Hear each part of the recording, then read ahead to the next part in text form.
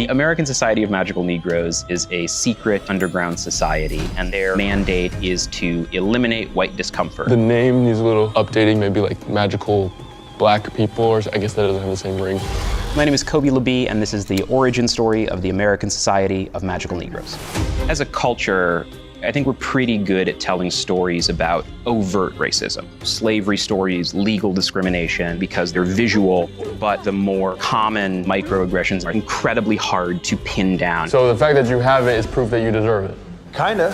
One of the things I hope to do with this story is try to make that almost intangible, invisible quality of racism tangible and visible. You'll use a white tears meter to let you know when their distress has returned to acceptable white person levels. My inspiration for the story, it all starts with the magical Negro trope. It's a black character who doesn't have his or her own internal life. They're only there to support the white protagonist. And I was always sort of agitated by them. And the original inspiration for this film is just trying to respond to that trope. Being a magical Negro isn't just about magic.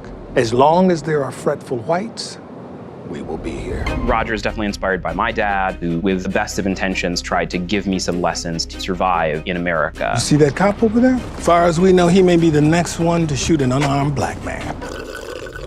The classic example of that is talking to a cop. You know, my dad sat me down very early and said, this is how you need to talk to a cop to survive. And the American Society of Magical Negroes takes that philosophy and hyperbolizes it and says, what if being really good at making white people comfortable is a superpower? Can we get in?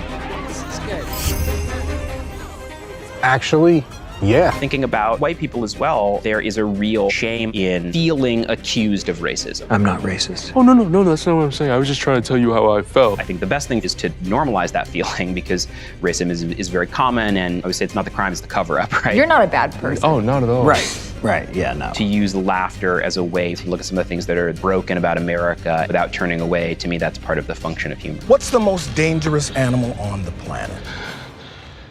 Sharks. White people.